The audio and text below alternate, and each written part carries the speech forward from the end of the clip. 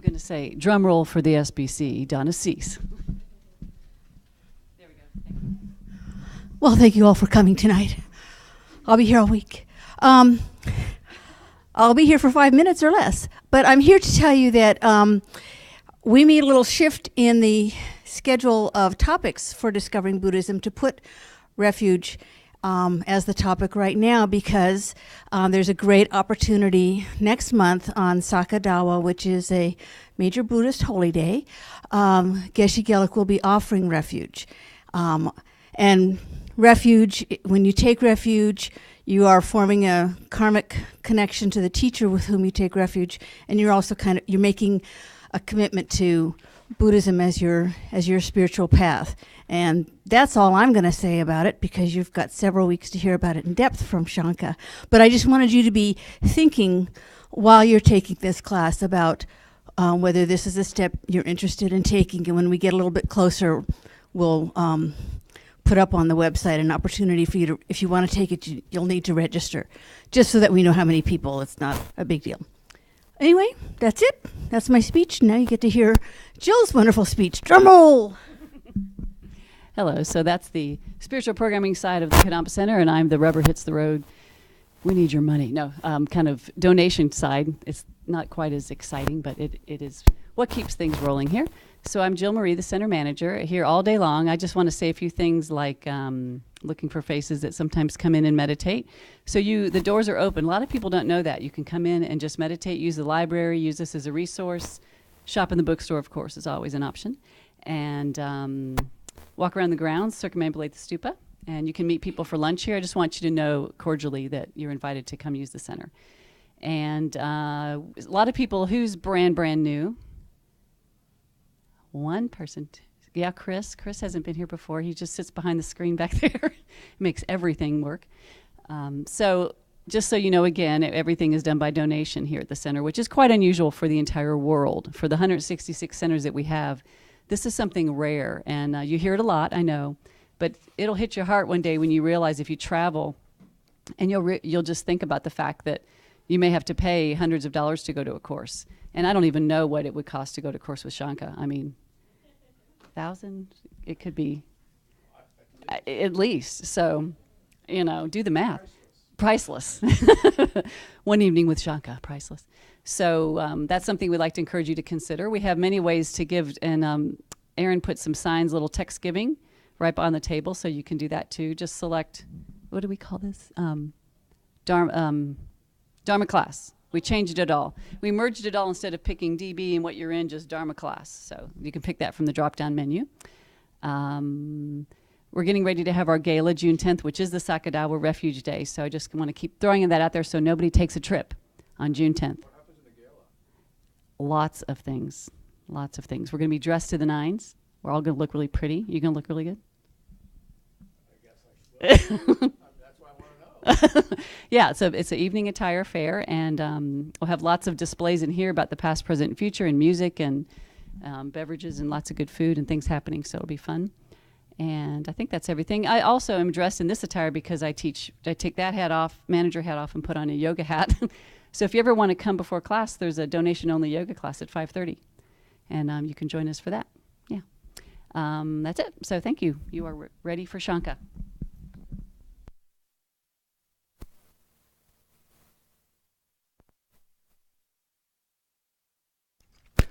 Hello, welcome. I'm Shankar. And hello to the people online, I guess. There may be a few people. So maybe one day, Chris, we should have like a, not Skype necessarily, but, ways they can ask questions, so they can interact. That'd be good. Anyway. So this module is on Refuge. So we'll go into that. But before we do that, why don't we start with a short meditation? So we'll just do a breathing meditation just to calm our minds. So if you remember the instructions on how to sit, then you can go through that in your head. If you don't know the instructions, that's fine. The most important thing is to keep your back relaxed but straight. So that there's a natural curvature. And your eyes can be open or closed depending on whatever you like. So we'll just do this for maybe 10 minutes.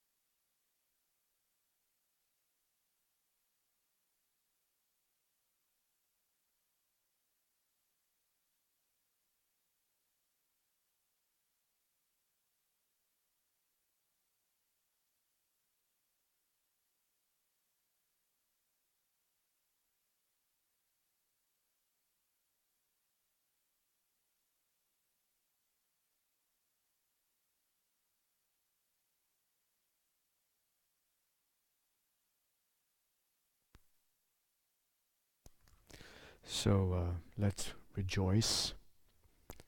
This is a very important practice, so it helps us, see the world from a bigger perspective and see where we're going and where we've come from. So let's rejoice, that first of all we're even alive today, which we take for granted. That we have this amazing human life with all its potential, the mental faculties that we have.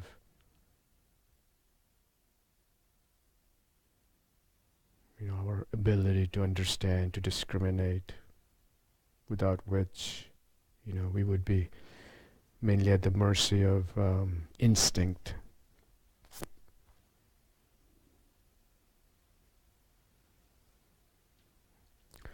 And we should also rejoice that we made the effort to come here today, that we are trying to make progress on the spiritual path. Maybe this is one stepping stone in your spiritual path, which may not, maybe you veer towards another tradition, which is fine, but still we are interested in our own spiritual growth, to be better, kinder human beings. So like that, we rejoice in our efforts, we rejoice in so many others who are like us, are also doing the same thing in so many different traditions. All the activities of the Buddhas, the Bodhisattvas, our teachers, Rinpoche's efforts, Geshe-la's efforts, and then there are so many other holy beings in all the different traditions who are also, working for the benefit of others. So, we don't hear about them, they're holy beings and they're simple, normal beings like us who are making a difference right now. So we don't hear about them, but they're doing amazing things. So there's a lot of things to rejoice about. And of course, the fact that, we live in a country where, we are allowed these privileges, and our lives are relatively calm, and relaxed, so that we can make this effort, make the hour and a half that we are able to make space on a Monday night, instead of having to slave for the next meal tomorrow. So there are many things that we take for granted, that there's all of our past virtuous actions have created the causes for these things that we enjoy today.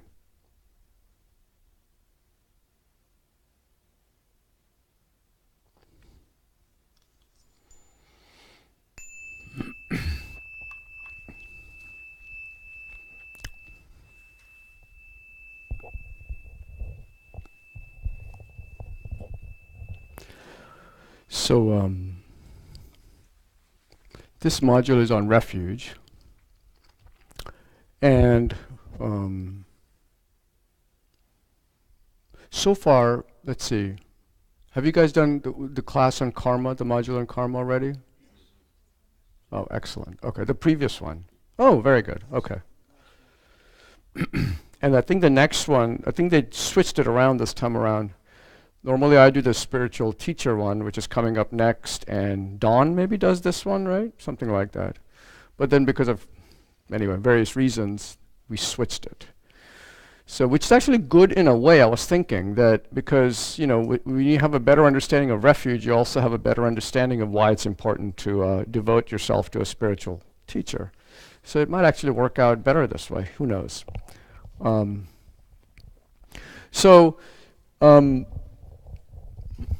So refuge is one of the most important, along with karma probably. Well, I don't know, what is not important? But still, it's the beginning. That's when you make the first step on the Buddhist path, so to speak, right? Is through the attitude of refuge, right? And refuge here means that refuge. We take you've heard the prayer, right? I go for refuge to the Buddha, the Dharma, and the Sangha. I go refuge to the Buddha, I go refuge to the Dharma, I go refuge to the Sangha, right? So the refuge here we're talking about are the triple gem, right? The Buddha, right? In this case, we're talking about a historical Buddha in our current time, right? Actually, now they're saying it might be 3,000 years ago, so it's not clear. Somewhere between 2,500 and 3,000 years ago. So that's the historical Buddha in our time, right? But it doesn't necessarily have to be that Buddha, right? Because there are many, many Buddhas, right? And they're not necessarily weren't Buddhists, by the way, when they became Buddhists, probably. But anyway, that's another story. So, but we take refuge in the Buddhas, right? And we take refuge in the Dharma being the teachings in this case, right? Dharma has many different meanings in Sanskrit, but in this case it means the path that the Buddha taught, right? So that's the teachings. And then finally I take refuge in the Sangha, which means I take refuge in the spiritual community, right? So historically that meant a community of monks and nuns, right? So, and then there's, I think, to be a spiritual community, there's somewhere it's written that you have to have at least four monks and nuns or something like that. I can't remember, but anyway, that's beside the point. But the reason we'll talk about why we go for refuge to all these, what's important about these three things, right? But one way, just to kind of give you an introduction, one way to think about it is, the Buddha is like, so we are suffering, right? We are, and we'll talk more about what the suffering we're talking about here is. But we have many disappointments, dissatisfaction, so forth and so on in life. I'm not talking about just pain in my joints, and so forth and so on, suffering, right? I mean, which is, of course, one kind of suffering. But, the bigger kind, right? Where, the dissatisfaction, the disappointments, the predilection towards anger, let's say, or whatever, things that rise within us, right? So that's suffering, right? So one way to think about the triple gem is the Buddha is like the doctor, right? So you go to the doctor, if you have an ailment, you go to the doctor and you say, hey, you describe the symptoms, and he looks at you, and then he gives you some kind of medicine, right? Hopefully. And the medicine is the teachings here in this case, right? So the Buddha basically said, okay, here's how you are suffering, because it's not clear to us, ordinary beings, how we really are suffering. We have a very shallow understanding of what suffering really is. So he showed how we are truly suffering, and then he laid out the path as the medicine. He said, okay, if you follow this, and this, then you will surely overcome suffering, right? Not just in this life, but in permanently, all lives to come, right? Forever, basically. So that's the medicine, is the Dharma, right? And then finally, the Sangha, the spiritual community, is like the nurses, right? Who kind of take care of you if you're in the hospital, right? So they're the ones who provide the support, you can go ask them for help, they're there, to guide us in a way through their example, right? So that's how, one way to think about it, right? about the refuge. It's kind of like going for refuge to your doctor. And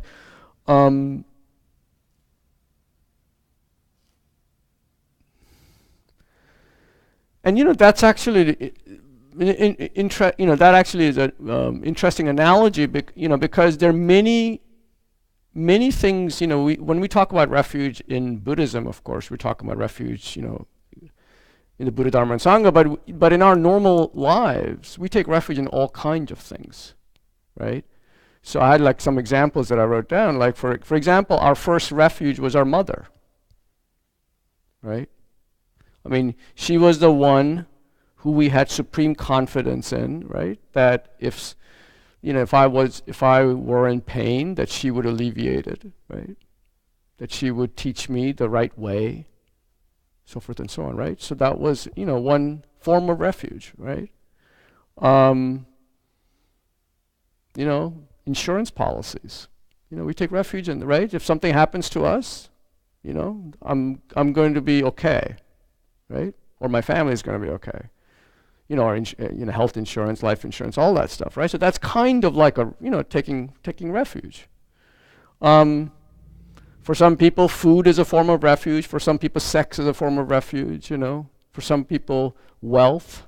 If I have X amount of money, I will finally be happy, right? All my suffering will end if I have $1 million, let's say, right?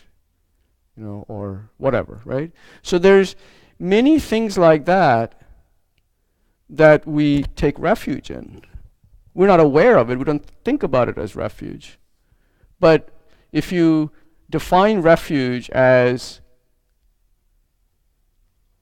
what to put trust in to alleviate our suffering, right? Then all of those things are kinds of refuge.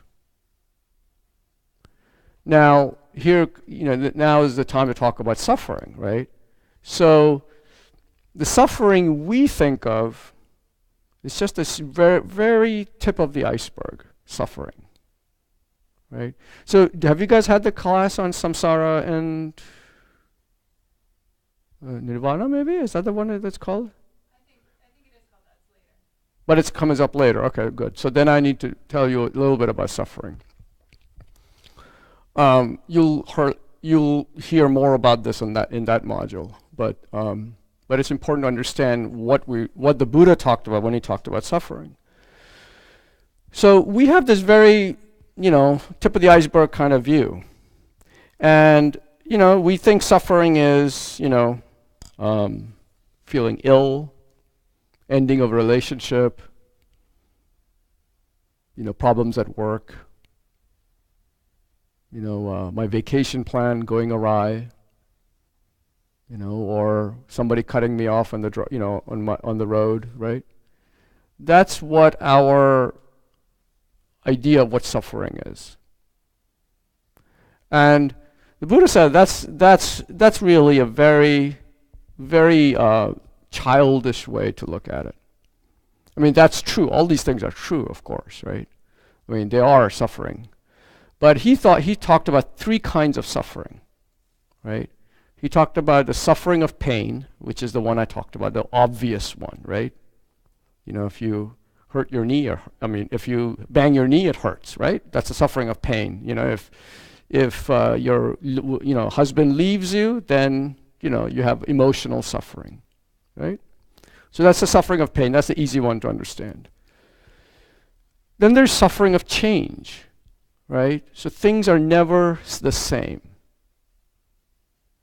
So one way to think about it is, in the West they use this analogy, which is, the sun, the sun is out and it's nice and warm, and so you go out in the sun, and let's say you're in the park, right? And the sun is wonderful, and it's the first warm day after the winter, etc.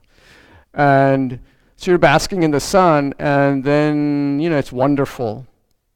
And then about 5 or 10 minutes, you're like, oh, it's kind of hot now, right? And now I need some shade. So you go look for the shade, right? Okay, you find shade, and the first feeling, oh, gosh, it's so nice. The breeze is blowing, I'm not sweating anymore, et cetera, right?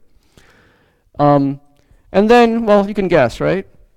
After about 10 minutes, you're like, oh, crud, it's kind of cold now, right? So now now we're wanting the sun again, right? And this is how our life, the Buddha said, is that we spend our whole life, right?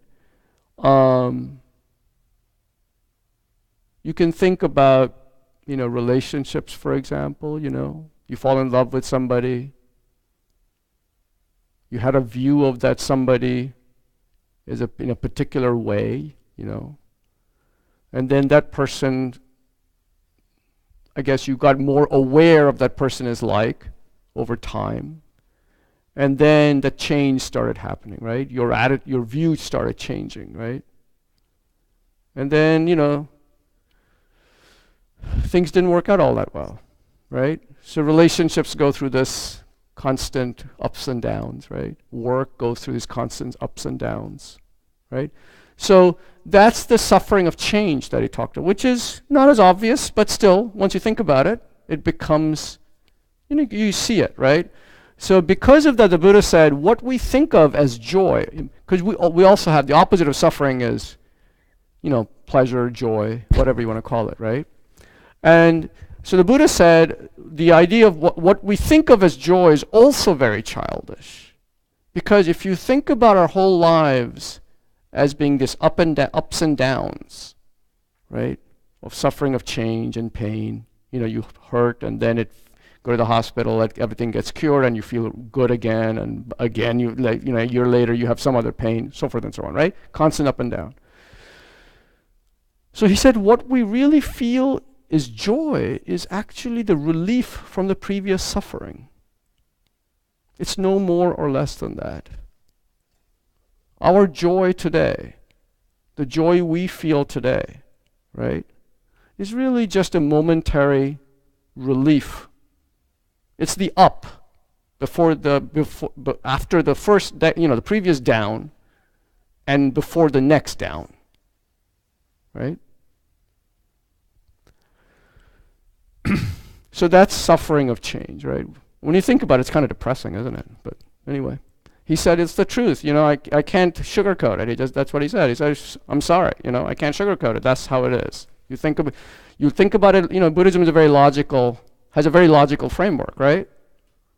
You can deduce various things, from certain axioms, I guess you start with, and then you go forward logically from there, right? So if you think about it, you see that is how it is. So that's suffering of change. And then finally, is the one that's very difficult to understand, which is he called it, the different people translate it differently, but it's like all-pervasive suffering. It's this constant dissatisfaction that we are trapped in. We look for our happiness externally. That person, if he were my boyfriend or girlfriend, or he were my, if my boss were just, would be less rude, then everything would be okay. We look for our happiness in external objects, right? And because of that, we have constant disappointment. And because we put our trust in external objects, we are continually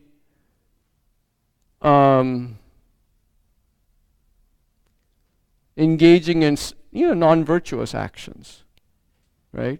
Some people steal, for example, to get what they can't have, right? Others maybe, to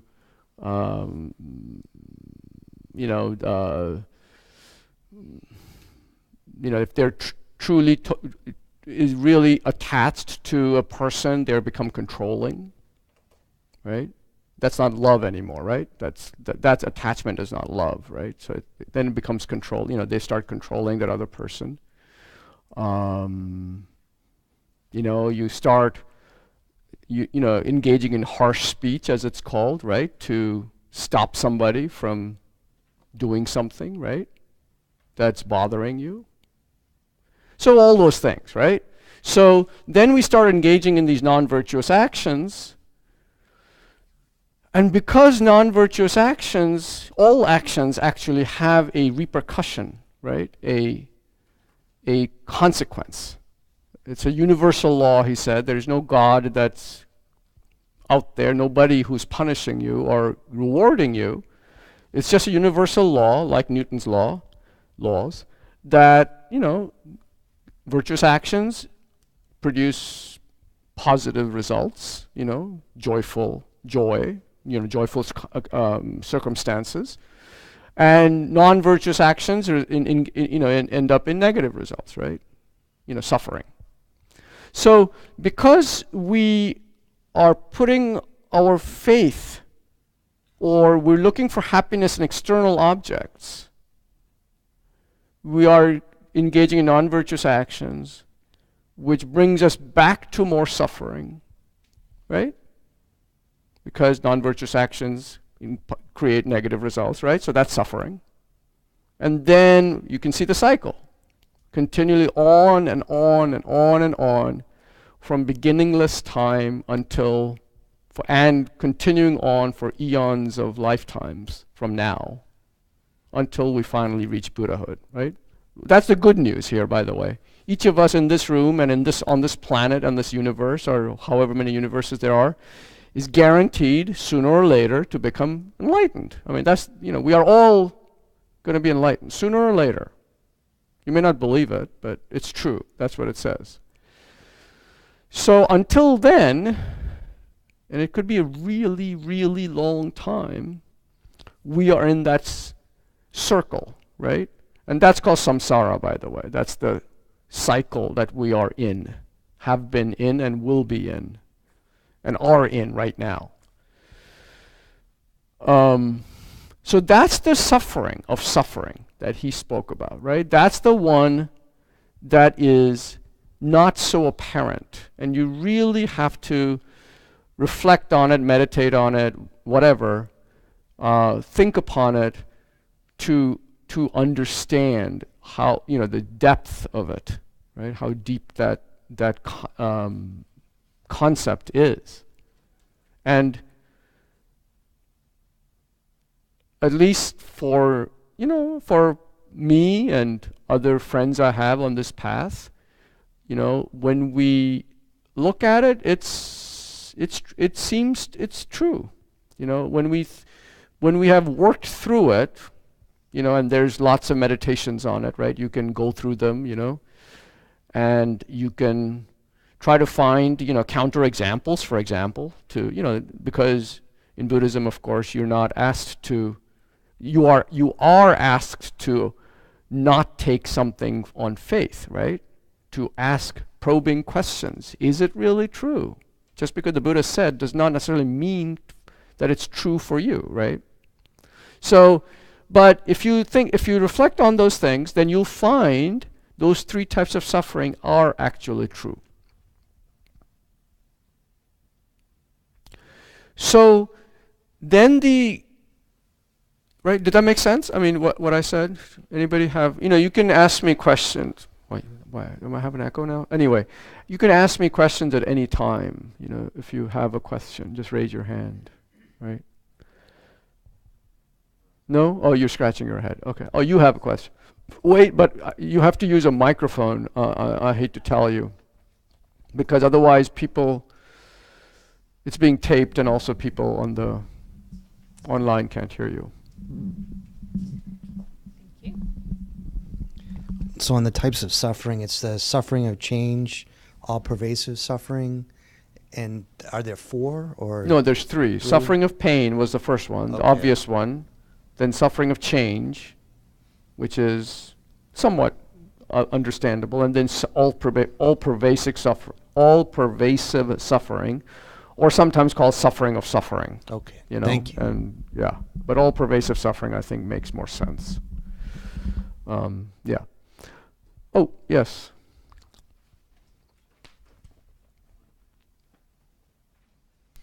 So a minute ago you were saying, that when we experience what we think is joy, it's really just the relief of suffering. Yeah. Okay.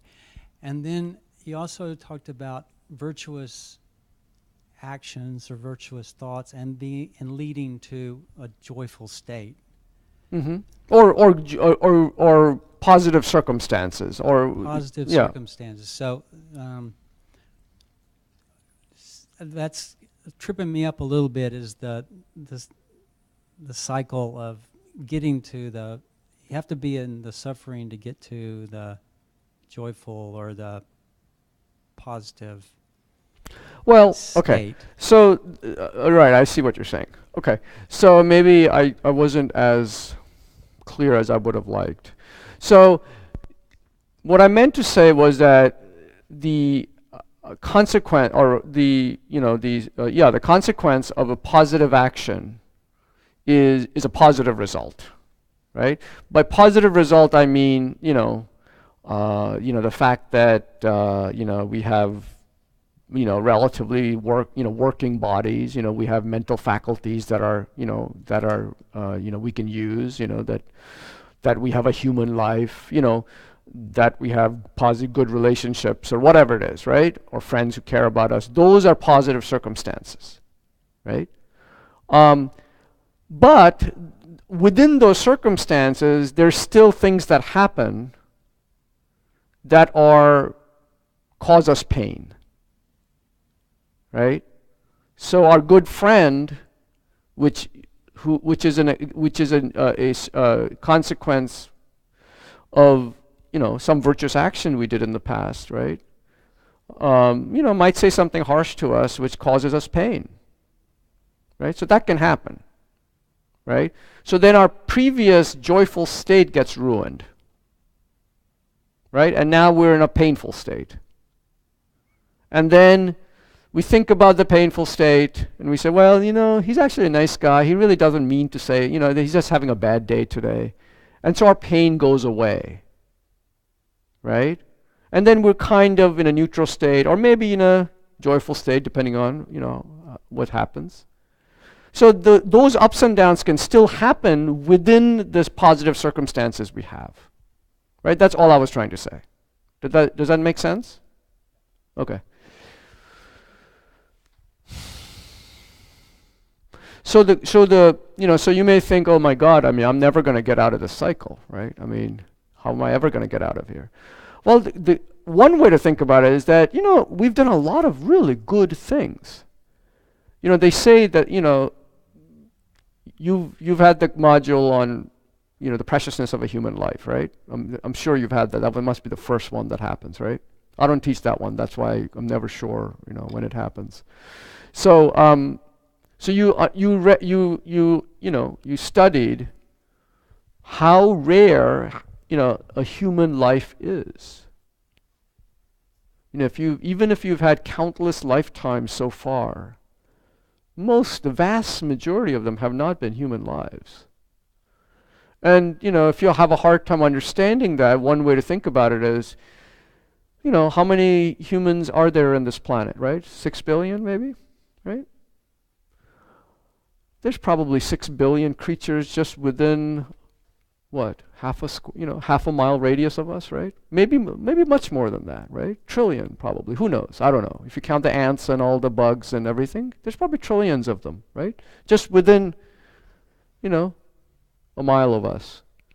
So you can do the calculation, right? How improbable it is. If you had to take a life, how improbable it really is. Forget the one about the tortoise and all this other stuff, the analogies that they use, right? Just use math here and you can see, right? You could have been one of those. We could have been one of those, right?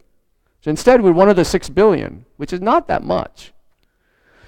So it's very rare commodity, a human life, and they say that you've had to have performed enormous amounts of virtuous actions. You have collected enormous amounts of virtuous merit, right? Positive karma is, the technical term, right? To have had this life, for this life to happen, right?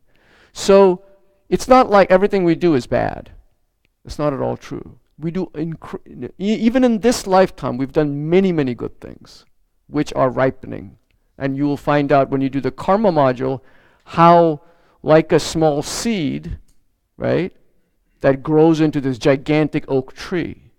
A small action today, a small virtuous action today, just over lifetimes, before it ripens, it becomes this amazingly,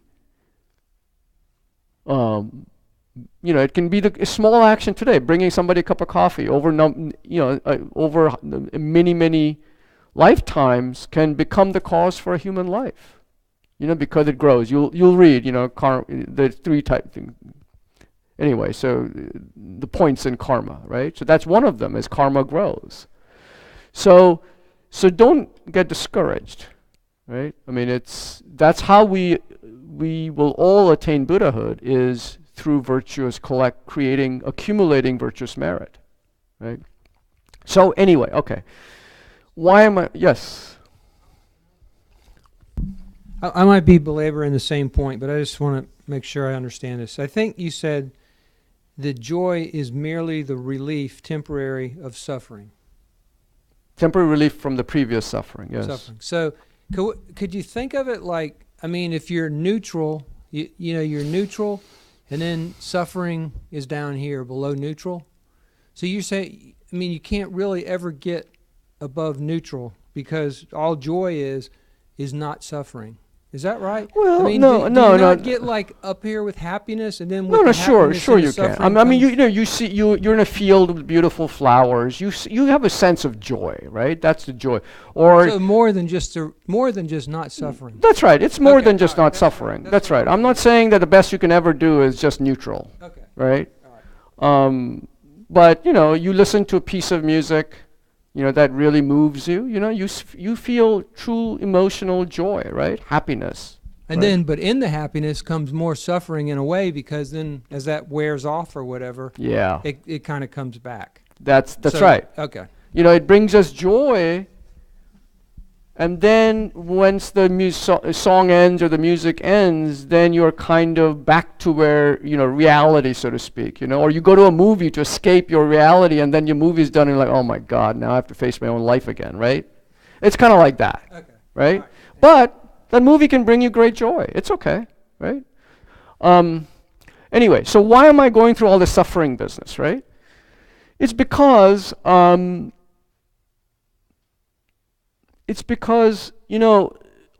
the things that I talked about earlier, the doctor and the insurance policies and our mother and all the other things that we took refuge in, all those things only bring us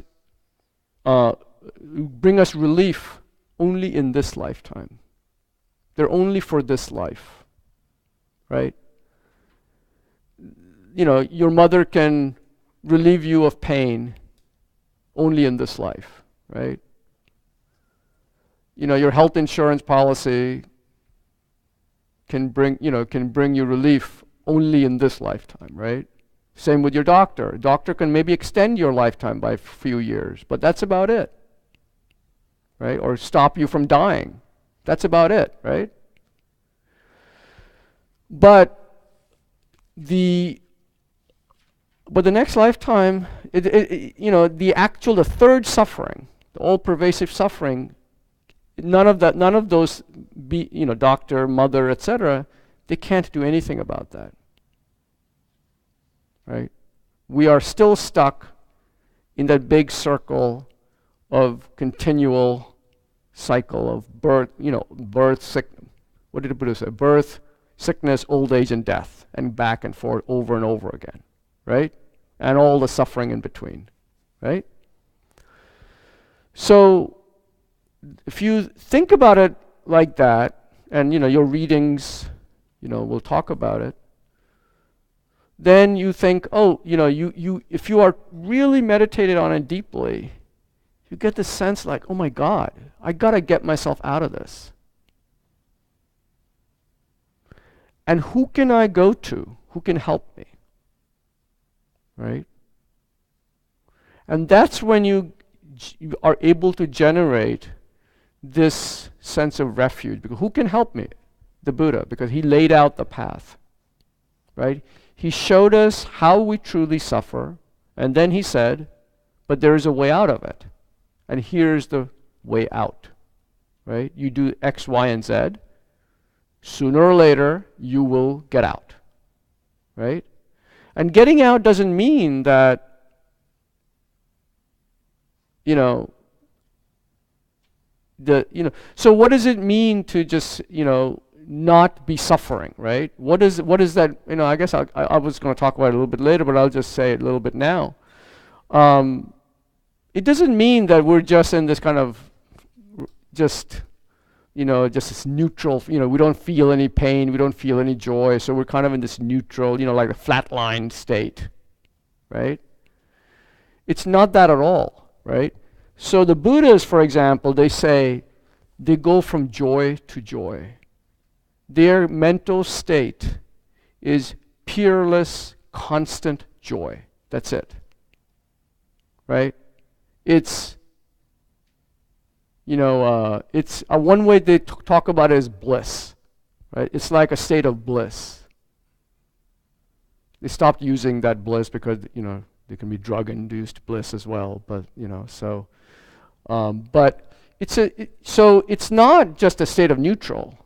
It's actually a state of great joy, and you can see this. I don't know, those of you who have seen Rinpoche, right? You can see an example of a living person like that, right? So, I don't know, Rinpoche, Lama Zopa Rinpoche, who is on on our right, looking at, so that's Lama Zopa Rinpoche, on the right of His Holiness Dalai Lama, right? So he is along with Lama Yeshe, who's on the left of His Holiness. Lama Yeshe has long since passed. So they started the entire the FPMT, right, of which this is one of the centers, right, and it's in His Holiness's tradition, right.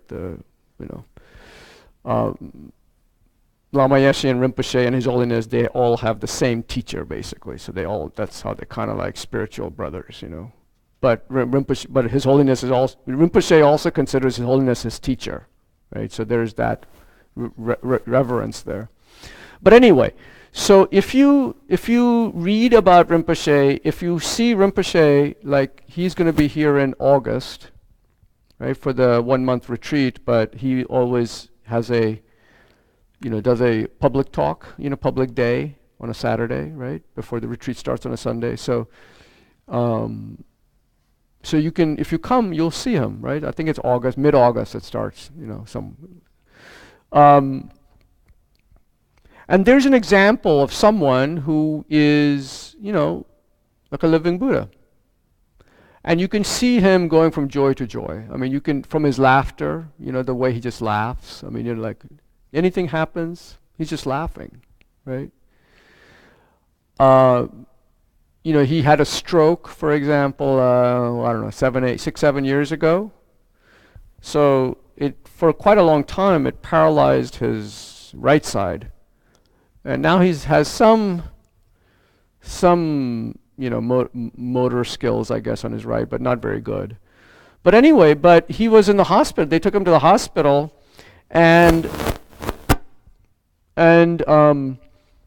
he was in pain. They were trying to, and there were all the nurses and doctors, constantly around him, right? This was in Australia.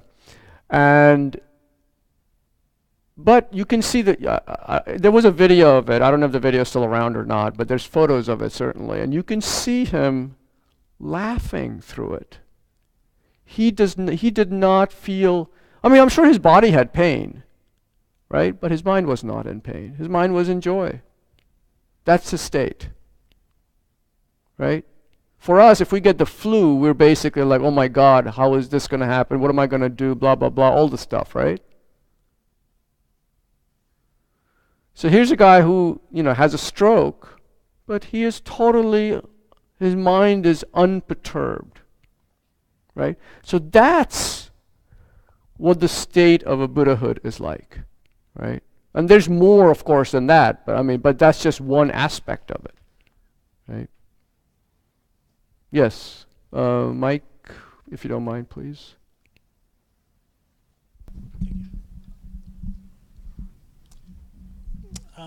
Thank you. If we think that the suffering is coming from the thoughts, and suddenly we realize that, and we don't identify ourselves with the thought.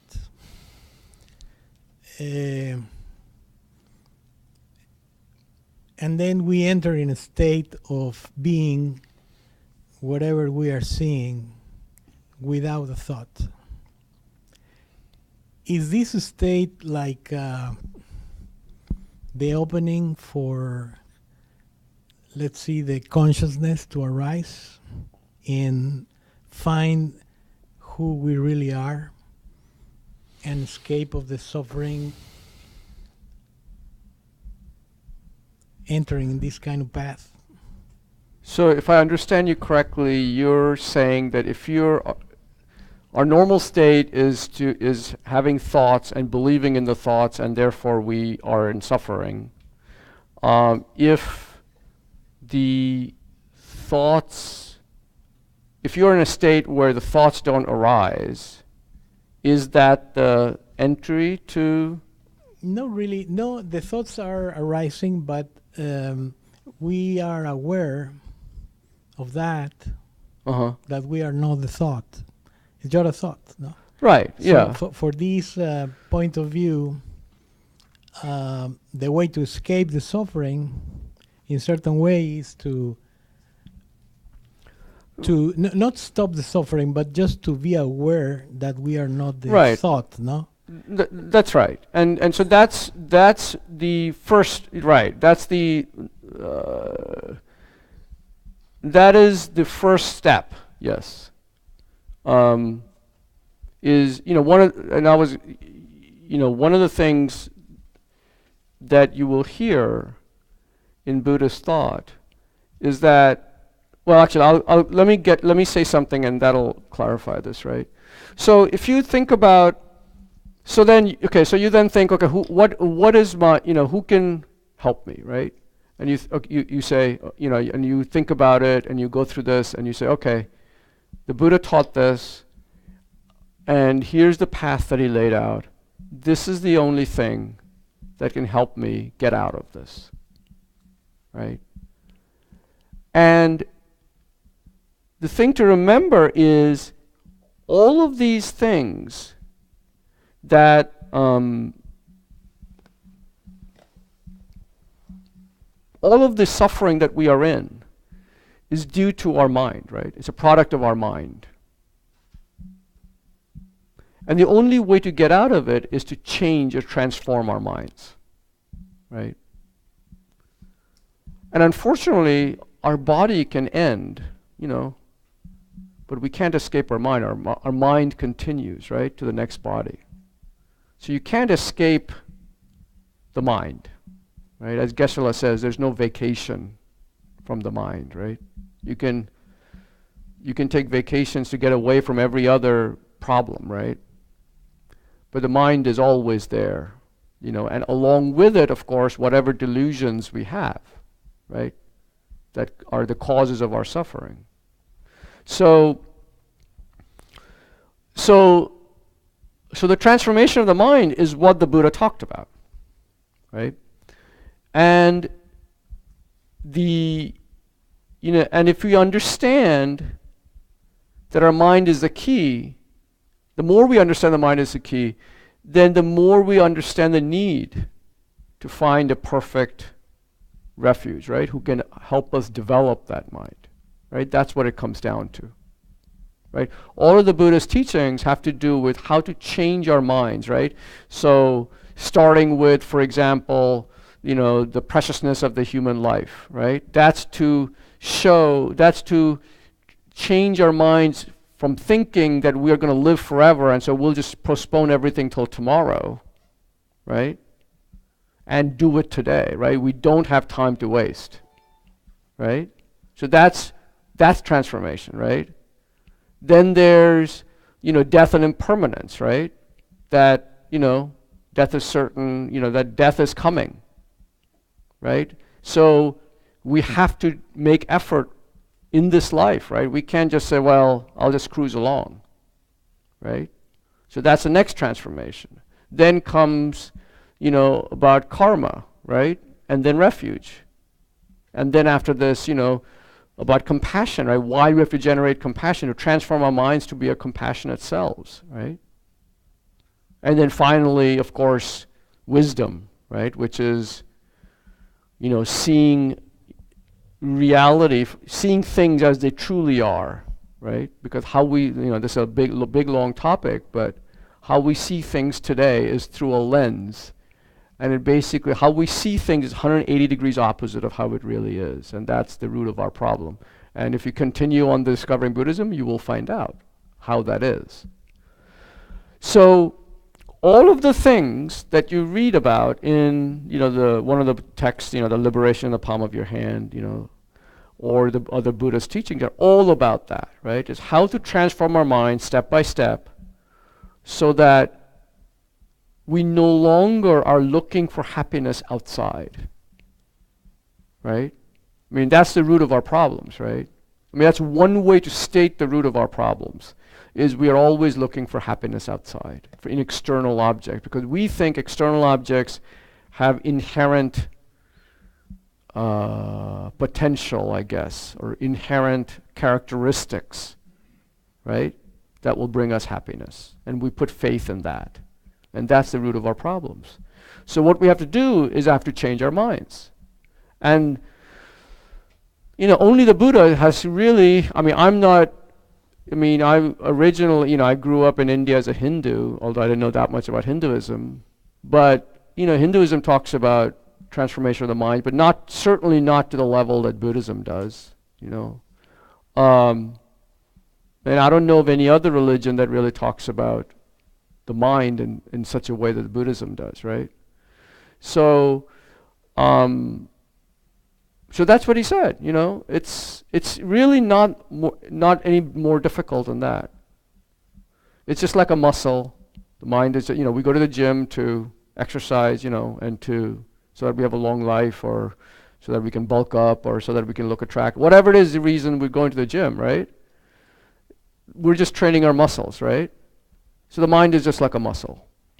We can train it as well, just like, and there's many, people at the center who have transformed their minds. You can see them. You can see various monks and nuns who have transformed their minds. You can see it just in this lifetime, what they've done, what they've accomplished. So, so it can be done, right?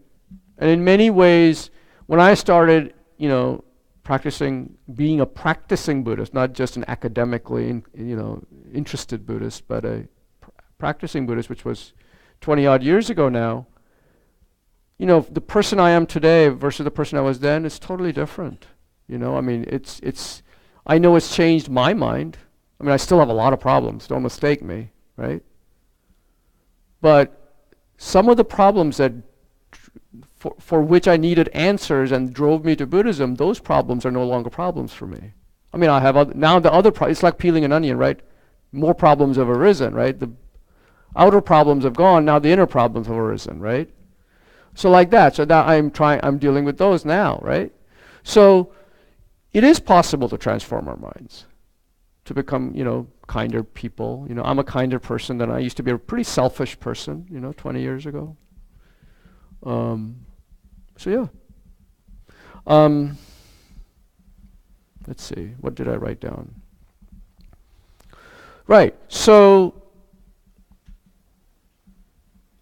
then, so one of the reasons to think one thing to think about is, okay, so what does, if you are taking why is the Buddha it says take refuge in the Buddha. Why is the Buddha a qualified object of refuge? Right? I mean, what's so special about him? I mean, yeah, he lived. Let's talk about the historical with it. He lived 2,500 years ago, and he's helped a lot of people. But why do I think that he's going to help me? Right? That's a good question, right? So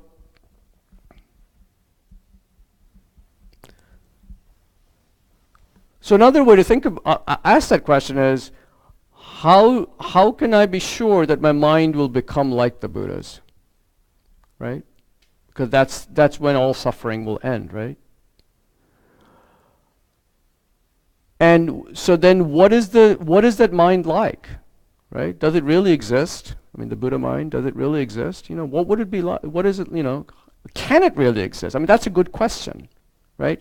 I mean, if we're taking refuge in the Buddha and it's not attainable, then that refuge is no good, right? So we have to convince ourselves, or at least think about it and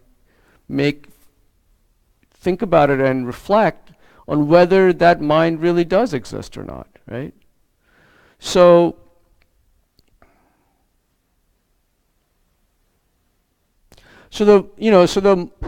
they say the definition of mind in Buddhist philosophy is that which is clear and knowing, right? So a mind is clear. In other words, its basic nature is not the perturbed mind that we see ourselves having, right? But its basic nature is like a mirror, right? It basically just is clear, or a clear lake, like a mountain lake, right? It just reflects whatever,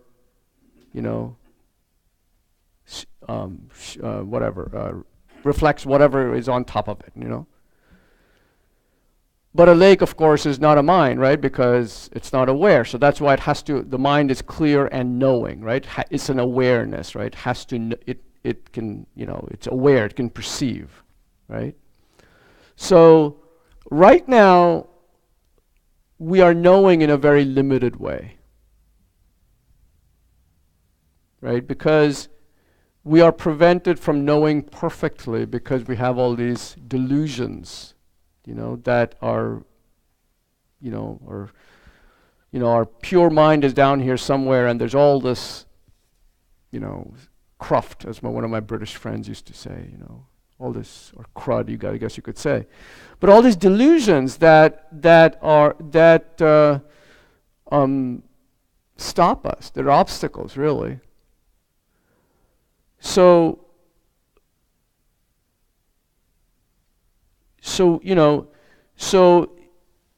we have all these disturbing thoughts because of that, right? Because of these obscurations, right? Because of our delusion, that external objects will bring us happiness, right? Because of our delusion that, if I strive for more wealth, it will bring me happiness, right? Or because of my delusion that, the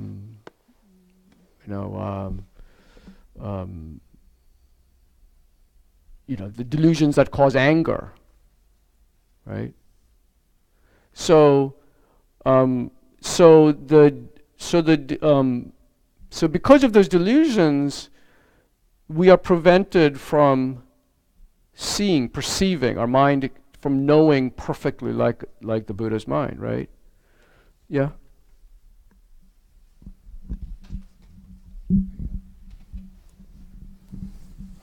That's one of the things that I struggle with is like the Buddha, like Mother Teresa, still they get to witness great suffering.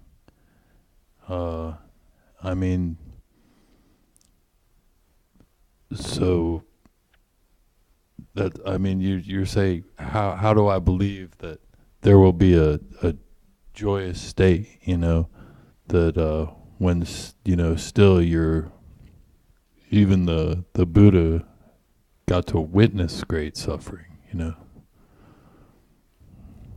So I'm trying to, so what you're asking, what is it that you said something that bothers you, or what is it that? I just, I don't understand how it's possible to witness so much suffering.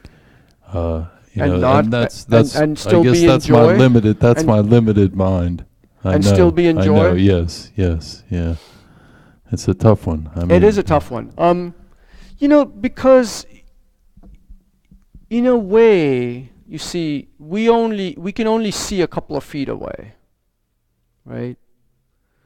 But people like Mother Teresa, people like His Holiness, people like Rinpoche, they see, their minds don't have those delusions, right? So they can see, when I say see, I don't mean with our eyes, but they can perceive, right? They see the long view, right? Like His Holiness still, like you think that the world is a terrible place right now, right? I mean, think about it. I mean, there's all the stuff going on in Syria, which is a hell on earth, basically, right? There's famines in South Sudan and various other places going on, right? In Yemen, right? There's of course all the ISIS stuff, which we won't even go into.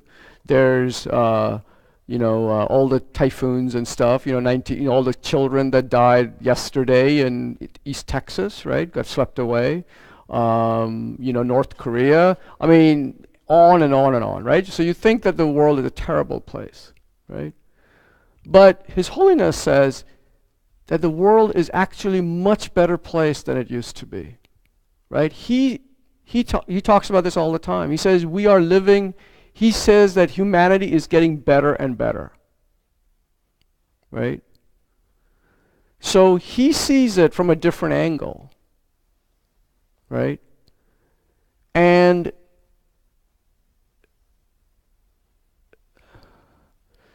I guess maybe because, with our minds, we're just not able to get past the television image, right? We see just the pixels, right? And we react to it, right? Sorrow, anger, whatever it happens to be, right? But they see much beyond that. They see the true potential of each being, right? Like it says in the Uttara, there's a famous text called Uttara Tantra where it talks about all the characteristics of a Buddha, right? And one of the characteristics of the Buddha is that he sees every being as, the translation is as attractive. It doesn't mean physically attractive, but it means that he sees every being for what it is on the inside, right? He doesn't care, or she doesn't care about what the being looks like, doesn't care about what the being did today, or yesterday, but he sees for the person for who that person really is, right? And he sees the true potential of that person, right? That's why the Buddhists can love everyone, right? Because they don't see the person standing in front of him who is, shooting a gun at him. He doesn't see that person as the killer, right?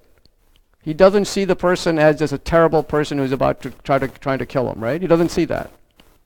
He sees him in a totally different way. And because of that, he has this joy. Because he has this spontaneous compassion, right? Even for his killer, he has compassion because it's an incredible negative action, right? To kill a person in the first place, kill a being in the first place, to kill a Buddha is even worse. I mean, millions of times worse, right? So because so because of that, right? It's a mind that we almost can't conceive. And to be honest, I grew up in Calcutta. I went to a Catholic school that was one of the sponsors of Mother Teresa's charity. So we saw her not infrequently. And she would go and pick up children from the streets that nobody would touch. These were kids who were just 2 years old, 3 years old, even less, who were just covered with dirt, didn't even know how to clean themselves. I mean, it was just, but she had this amazing, she would just pick them up in her arms and she would hug them, and this kid was smelly. I mean, they had been in the gutter, basically. Right? We would run away from that kid, probably. I mean, we would feel some sorrow for the kid, but that's about the extent of our action, right? But because Mother Teresa has that inner joy, her mind is not affected by the suffering of that kid. All she can think of is how to help that kid, because she has this compassion, right? Along with that joy rises this compassion, right? So she is thinking, how can I help this person? Right? So like that, right? That's why they can witness suffering but still be in joy, you know?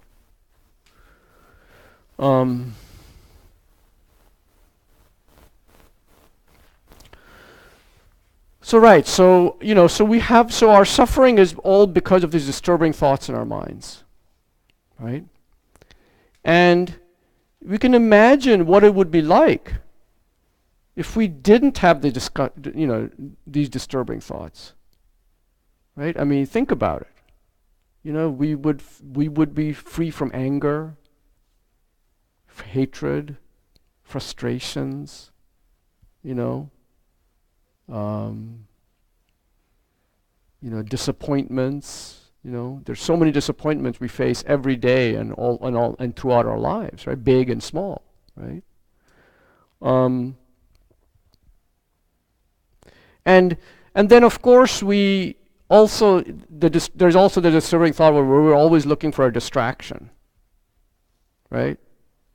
We're tired of our mind, so we look for a distraction, right? So that's, so not having to look for a distraction, where we're at peace with ourselves. That's another way to look at it, right? If you don't have disturbing thoughts, you're at peace with yourself.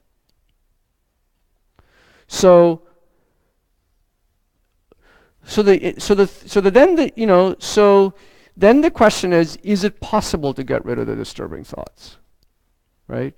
And the Buddha said, absolutely, right?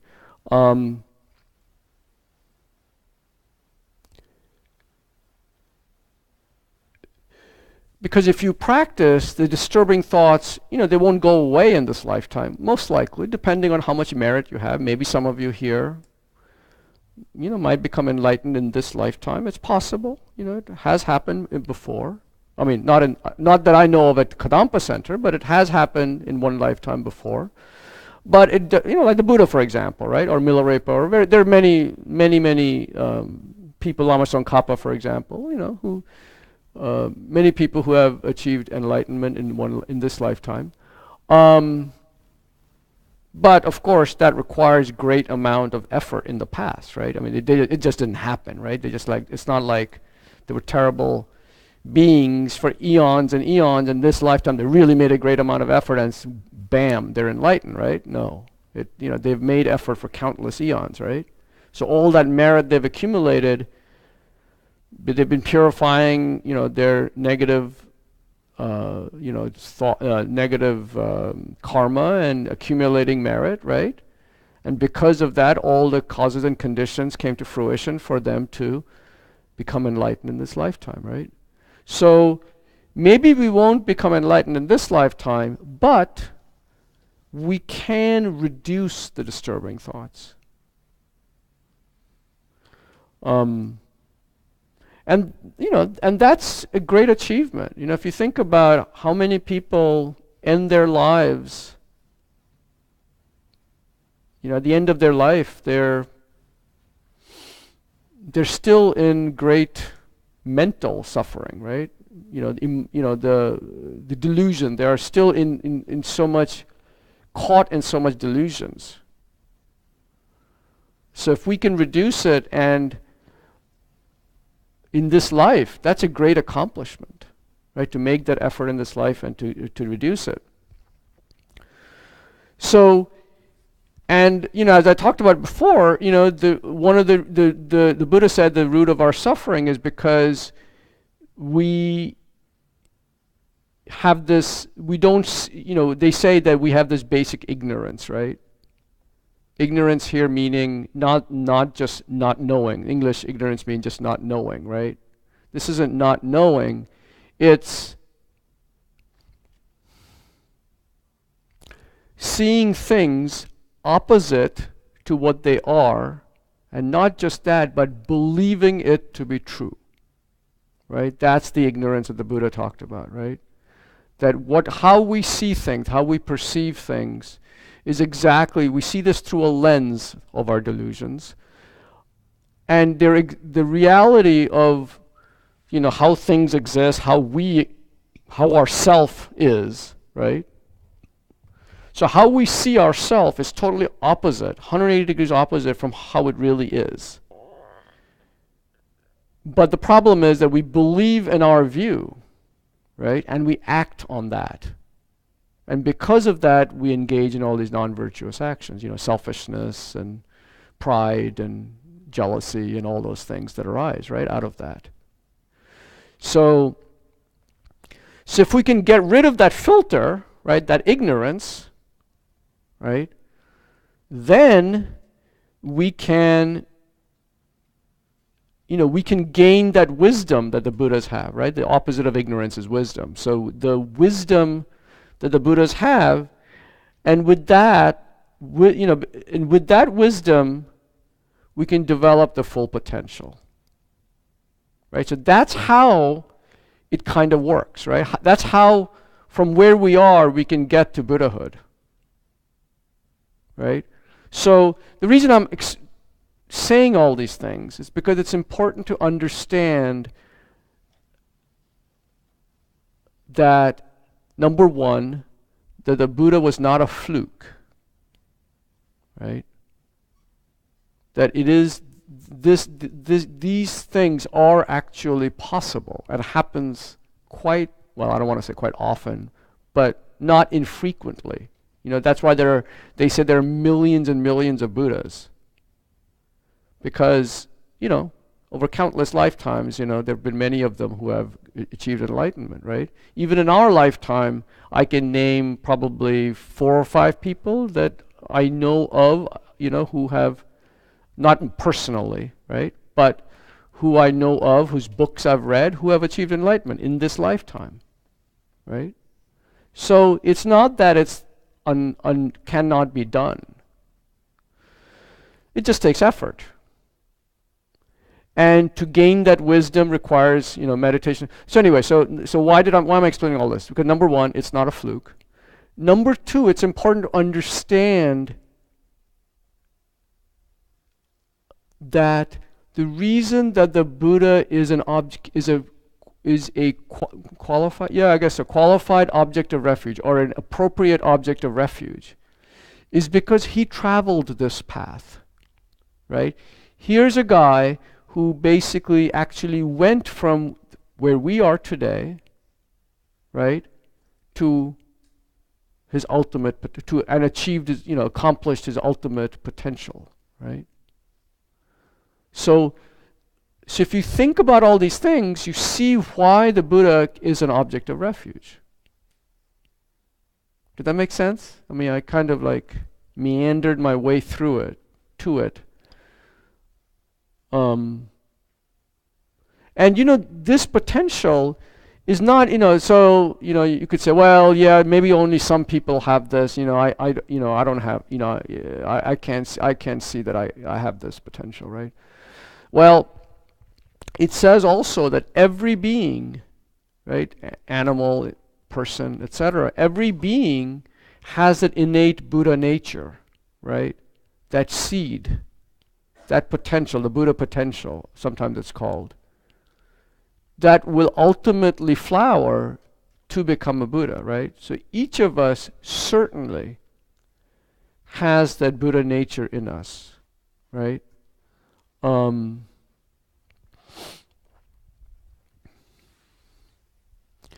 that's why you hear you hear stories about, and I'm not talking Buddhist stories, but in general stories about, people who, in moments of crisis, they have this kind of, a realization. I don't know what the word is. They're able to come into. They're able to touch their inner being. You know what I mean?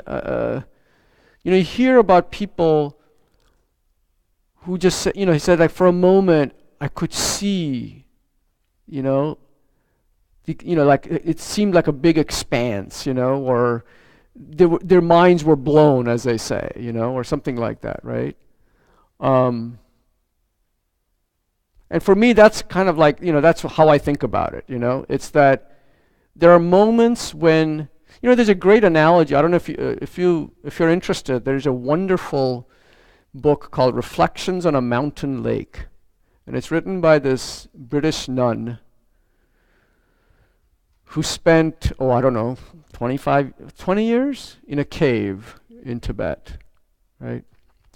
And starting 1965, I think it was, anyway. So what's her name? Anyway, you can look up Reflections on a Mountain Lake.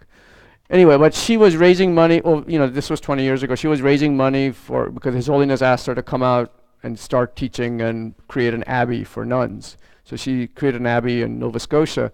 Anyway, she was doing a tour and she was raising money for her. So there are these talks that she gave. So this book is basically a collection of talks. It's a great bedside reading, actually, because, you can pick it up any place. They're only each talk is only 4 or 5 pages. It's easy reading. It's understandable. But it's really, really inspiring, And one of the things she said is, and this analogy struck with me because what time is it? Oh boy, almost time. So I'll end with this, whatever story. But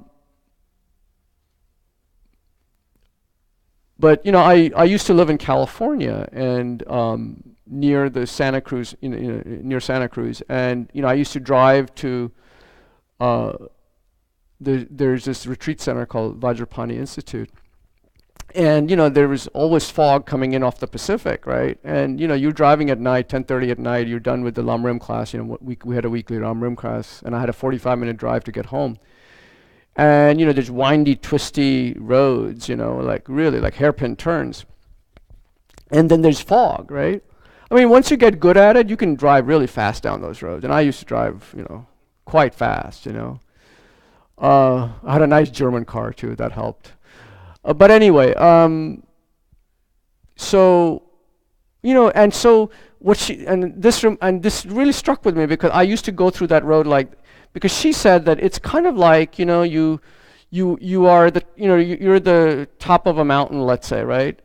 And there's all this fog and you can't see anything, but they tell you that if you walk down this road down the valley, there's a town. There's a town and where you'll get food and whatever else, right? So you kind of start, on this path, right? And it's really foggy, and I remember this, right? The only way you navigate through those roads at Vajrapani was you just tried to make sure you kept your tail lights in front of you within sight, right? You just followed the tail lights, because a lot of times the fog was so thick that you just couldn't see, right? You just follow the tail lights. So she was kind of like going. She said, it was kind of like for her, it was kind of like going down this mountain road, and it was really foggy, and you couldn't see anything, and it was just and she was thinking, God, is this really going to lead anywhere? This is just pointless, I mean, how far am I going to go? I'm in this fog, right? And then, but she kept on going, and slowly, the fog became a little bit lighter and lighter, and she could see a little bit. She could see the road a little bit more. She could see the sides of the mountain, and so forth and so on. And then she kept going after that, and and they kept saying, oh yeah, there's a town down the hill, right? And so then she kept going, and then she would make a turn, on the mountain road, and the fog would lift slightly, and she could see just the bare contours of something down there. And so she then had this faith, right? Before she was kind of like just going by blind faith. Right? They talk about this in the Lamrim. There's 3 kinds of faith, which I won't go into, but one of them is just like faith that you just have because the Buddha said so, or Geshe-la said so, or whatever. Somebody said so, right? So you start with that faith, and then you're going down this mountain road, and you kind of like, you keep going because you're persevering, because somebody who you have taken refuge in has said, look, I've gone down this road, and I know there's a town at the end of the road, right? So you kind of saying, okay, well, this guy's never lied to me before, so I'll trust him, right? So I'll go down this road. So fog finally, you take a turn and it finally lifts, and you see this contrast. Oh, wow. So it might actually be true, right? So you get this renewed kind of confidence, right? that this is true, number one. Number two, you have a feeling of self-confidence because you are on the right track, right? That you can maybe make it, right? And number three, renewed, even stronger faith of refuge in your teacher or in the Buddha, because it seems to be happening, right? So then she says, okay, so I get, but then the fog comes back again, and it's just, I can't see anything again, right? So then you keep going down the road, and you know how the story ends, right? So basically, slowly, the fog gets, and you end up in the town, right? So that's the thing, that's what refuge is like, right? In the beginning, we can just use logical reasoning, rational reasoning, like what we're doing today, right? And what is in the texts. You use rational reasoning, you think about it in your head, and you think about the Buddha, and you say, okay, what are the qualities of the Buddha? Is he really an object of refuge? Can I really trust him? Is this path really correct? I don't know. I really, like His Holiness says, take 12. He says spend 12 years before you accept somebody as your spiritual teacher, right? 12 years of inspection, right? So like that, right? So don't accept it, right? Really examine it, right? So in the beginning, you develop a certain sense of, okay, I'll believe it, right? I don't see any big holes in it. This might actually work, right? So you use logical reasoning in the beginning, right? So you kind of like in that fog in the beginning where somebody tells you there's a town at the end of the mountain, down the valley. But then, over time, as you are practicing, right, as you follow your teacher's advice or you follow the Buddha's advice, slowly the disturbing thoughts start lifting, right? And then you get those glimpses of the town, right? And with each glimpse, your faith increases, right? Your faith in the Dharma increases. Your faith in the Buddha increases, your faith in your teacher increases, your self-confidence increases, the confidence that self-confidence that you can make it, and confidence that this is the right path, right? So that increases. So that's the kind of, that's why we're studying this, right? That's why it's important to think about and understand why the Buddha, the Dharma, and the Sangha are important, right? Not because I'm saying that you should accept it on faith, but rather to just understand it so that you create the seeds, right, in our mind stream to get to the town, right? Because over time, if we actually practice what Geshe-la says, what His Holiness says, what Lama Zopa Rinpoche says, or whatever your teacher says, that, if he or she is a qualified teacher, which the ones I named certainly are, but then you will make it to the town, right? I kind of went, yeah. So anyway, so that's kind of where I want. So I talked about the qualities of the Buddha, and that's been my experience, right? I started, as I said, 1995. So what is it? 2022. So 22 years ago, right? I took refuge with Chöden Rinpoche, who's now passed. That was 1998 maybe, so like almost 19 years ago now, something like that, right? And I can, and that is how it works, You just kind of fake it till you make it, in the beginning. You take small steps, but you just keep making effort, right? And don't get discouraged, right? I did get discouraged. Everybody gets discouraged, right? I shouldn't say don't get discouraged. You will get discouraged. But also seek out, that's why the teachings are there. That's why the Sangha is there. When you're discouraged, to build you back, to help you, right? That's why they're there. So then you continue and you persevere, and slowly things come into focus, right? Anyway. Any last questions? I kind of, again, I tend to talk a lot. No? Okay. So let's finish with our dedication. Let's see, where's the text? Somebody tell me where. It's on page 30 something, I think.